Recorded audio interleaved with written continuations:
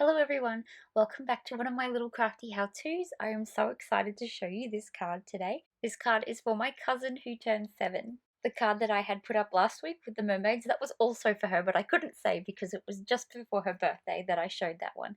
So this one is clearly for her. It's got a big number 7 on it and some adorable Peek-a-Boo Pals by Avery Elle. In this video, I'm going to show you how I made the number 7, how I colored everything in, and how I managed to save a background from what I thought was a big mistake but turned out to be awesome in the end. So here I am just playing in my Cricut design space. I chose a very plain font, one that has a nice chunky number in it, and here I am getting my Cricut ready to cut my number 7. I had a bit of an odd piece of card ready for this, so I just moved it around so that I knew it would fit and cut my card and not my mat. Done that in the past. So here we are setting up my card. I have my card base, my plain piece of white cardstock, and my number 7. So I had to make sure it fit because at first I thought maybe I had actually cut my number 7 too big, and that would have been a waste of that adorable lawn fawn sparkly cardstock, and I would have been a little bit sad with that.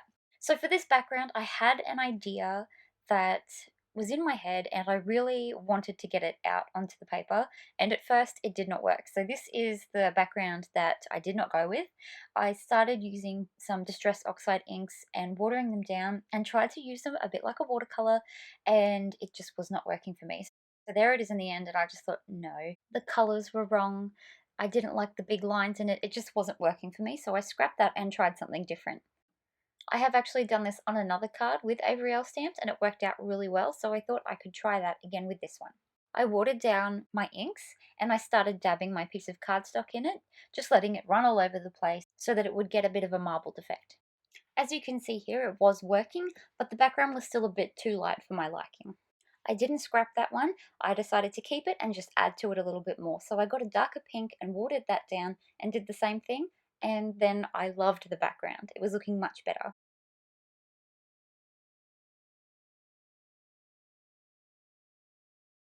Here I am just popping my 7 on to see if the colours worked. They didn't quite go together like I had planned, but I did like that they were different. I didn't want everything to match the 7 and get all blended together. I did want it to really stand out. I added a little bit more pink. I felt it just needed a bit more, and then I let this one dry. Time for stamping. I just love these Peek-a-Boo Pals. I think they're the cutest. I think I especially love this set because it has a koala in it, and being an Aussie, quite partial to koalas, and that little bunny is just adorable. It is so, so cute, and it was the first time I had used this bunny. I just love it so much. I can't wait to make Easter cards with it for next year. I already have so many ideas. The possibilities with these little guys is just endless. So here I am inking them up, both the bodies and their feet, because these little guys had a number or a banner to hold.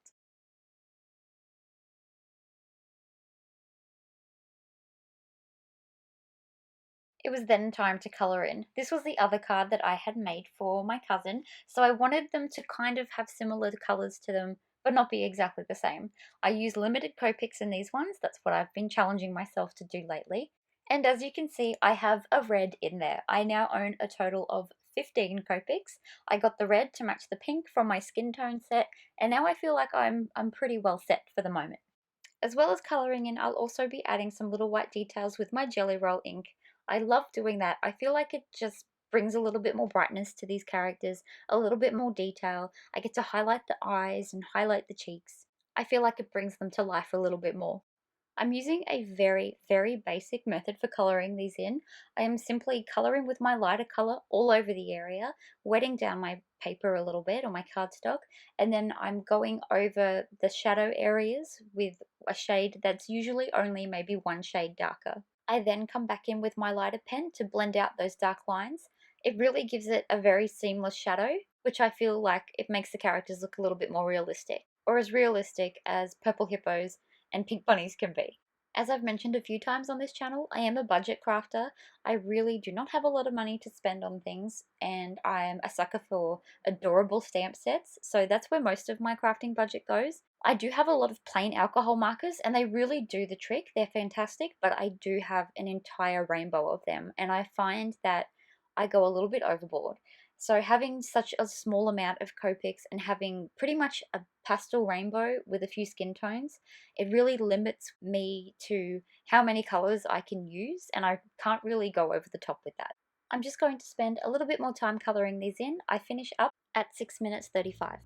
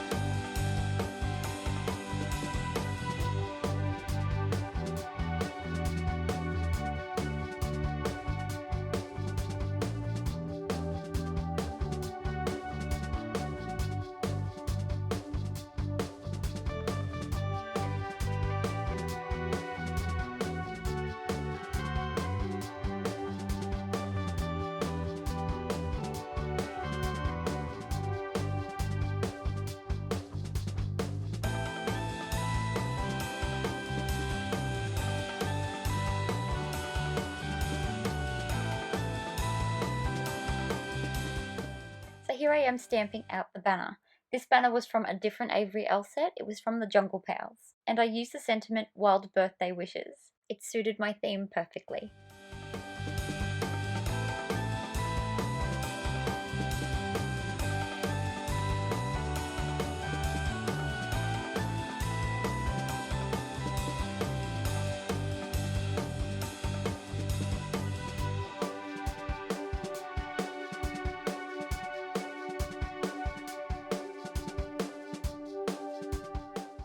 It was then time to finish this background, and this is where I have a moment where I think it's all over. So I mixed up some of my Distress Oxide inks into a really hot pink colour and added some Liquid Stardust by Lawn Fawn. I wanted to make a really sparkly paint to use this heart stencil on to put some hearts in the background. At first, it was working perfectly and I was loving it. Then I started to run out of the paint, so I used a little bit of water to water it down so it could go a little bit further, and as you can see here, as soon as I put it down, it didn't work. It was too watery and it bled under the stencil and made a blotchy mess. So at this point I thought, okay, it doesn't look like hearts anymore, it looks like red dots. So I was about to throw it out. That's me in real time contemplating my life and why I always seem to make such silly mistakes when I craft. And then I decided, no, I can fix it and I can make it look amazing, or at least try. So I decided to do that to all of the hearts, and this is what it came out like at the end. I'm actually kind of impressed with how it looks, considering I made what I would consider a big mistake, something that maybe didn't work into something pretty, and something that I think actually looks better than what I had originally planned. This is always my favourite part of using these stamps, setting out these little creatures behind something so that I can put their little paws on top, and it just adds so much dimension instantly.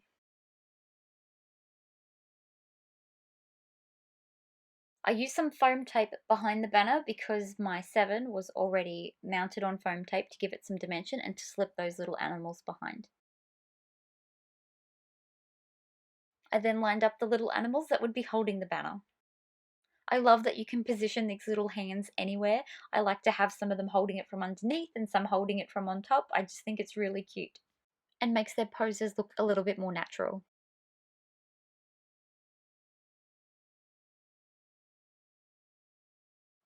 I think my favourite creature on this is the bunny. It is just so cute. It was then time to add party hats, as this is a birthday card and we're wishing someone happy birthday and we can't be there for her to celebrate. With her living so far away and state borders being closed, I thought it would be nice if maybe you could help me wish her a happy birthday. I won't put her name up, obviously, for privacy reasons, but if you could put a comment on this saying happy birthday little miss or happy birthday Miss Z or Z, depending on what part of the world you're from. She can read and she watches all of my videos, and I think she would get a kick out of seeing everyone wishing her a happy birthday. Everyone has their party hats on, my card front is stuck onto the base, and now I'm just popping on some final touches. If you have enjoyed this video, then please give it a thumbs up and please consider subscribing. I am just having the most amazing time sharing my crafts with you, and I would love it if you would stick around. And there we have it, card complete. I think this one turned out really cute. I just love those animals, and I hope she loves it. Thank you so much for stopping by and watching. See you next time.